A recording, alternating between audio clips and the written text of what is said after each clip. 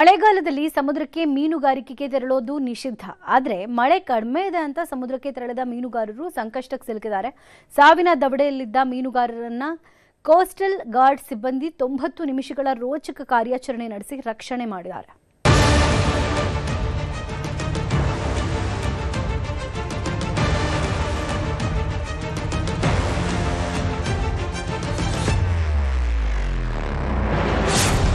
ರಕ್ಷಣಾ ಪಡೆಯ ಸಾಚಿತ್ ನೌಕೆಯಿಂದ ಸಾಹಸ. ಮುಳುಗುತ್ತಿದ್ದ ದೋಣಿಯಲ್ಲಿ 6 ಮೀನುಗಾರರ ರಕ್ಷಣೆ.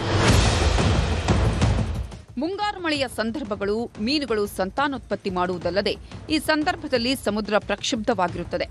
ಈ ಹಿನ್ನೆಲೆಯಲ್ಲಿ ಆಳ ಸಮುದ್ರ ಮೀನುಗಾರಿಕೆಗೆ 2 ತಿಂಗಳ ಕಾಲ ನಿಷೇಧ ಹೇರುತ್ತೆ. ಆದರೆ ಮಳೆ ಕಡಿಮೆ ಇದೆ ಅಂತ ಸಮುದ್ರಕ್ಕೆ ತೆರಳಿದ ಮೀನುಗಾರರು ಸಂಕಷ್ಟಕ್ಕೆ ಸಿಲುಕಿದ್ರು. ಈ ವೇಳೆ ಮಂಗಳೂರಿನ ಆಳ ಸಮುದ್ರದಲ್ಲಿ ಭಾರತೀಯ ತಟರಕ್ಷಣಾ ಪಡೆ ಸಾಹಸ ಮೆರೆದಿದೆ. ಆಳ ಸಮುದ್ರದಲ್ಲಿ ಮುಳುಗುತ್ತಿದ್ದ 6 ಮಂದಿ ಮೀನುಗಾರರನ್ನ ಕೋಸ್ಟ್ ಗಾರ್ಡ್ ರಕ್ಷಣೆ ಮಾಡಿದೆ. ಆಳ ಸಮುದ್ರ ಮೀನುಗಾರಿಕೆಗೆ ನಿಷೇಧವಿದ್ದರೂ ಉಡುಪಿಯ ಮಂಜುಮಾತಾ ಎಂಬ ಹೆಸರಿನ ಬೋಟ್ ಮೀನುಗಾರಿಕೆಗೆ ತೆರಳಿತ್ತು. ಸುರತ್ಕಲ್ನ ಕಡಲ ತೀರದಿಂದ 33 ನಾಟಿಕಲ್ ಮೈಲು ದೂರದ ಆಳ ಸಮುದ್ರದಲ್ಲಿ ಬೋಟ್ನ ತಳಭಾಗಕ್ಕೆ ಹಾನಿಯಾಗಿ ಬೋಟ್ ಒಳಗೆ ಸಮುದ್ರದ ನೀರು ನುಗ್ಗಿದೆ.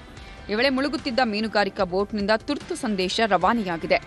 ತುರ್ತು ಸಂದೇಶ ಸ್ವೀಕರಿಸಿ ಕಾರ್ಯಾಚರಣೆ ನಡೆಸಿದ ಕೋಸ್ಟ್ ಗಾರ್ಡ್ ನೌಕೆ ಐಸಿಜಿ ಸಚಿತ್ ಮುಳುಗ್ತಾ ಇದ್ದ ಮೀನುಗಾರಿಕಾ ಬೋಟ್ ಮಂಜುಮಾತಾ ಪತ್ತೆ ಹಚ್ಚಿ 90 ನಿಮಿಷಗಳ ಸವಾಲಿನ ರಕ್ಷಣಾ ಕಾರ್ಯಾಚರಣೆಗಿಳಿದಿದೆ. ಪ್ರತಿಕೂಲ ಹವಾಮಾನ ಪರಿಸ್ಥಿತಿಗಳ ನಡುವೆ ನಡೆದ ರಕ್ಷಣಾ ಕಾರ್ಯಾಚರಣೆಯಲ್ಲಿ ರಿಮೋಟ್ ಆಪರೇಟೆಡ್ ಲೈಫ್ ಬಾಯ್ಸ್ಗಳನ್ನು ಬಳಸಿ ರಕ್ಷಣಾ ಕಾರ್ಯಾಚರಣೆ ಮಾಡಲಾಗಿದೆ.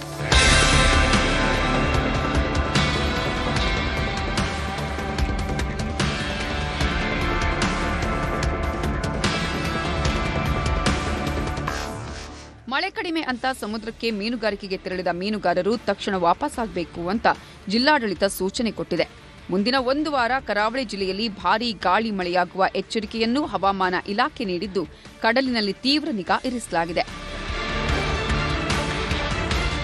ಕಿಶನ್ ಶೆಟ್ಟಿ, ನ್ಯೂಸ್ 18 ಮಂಗಳೂರು.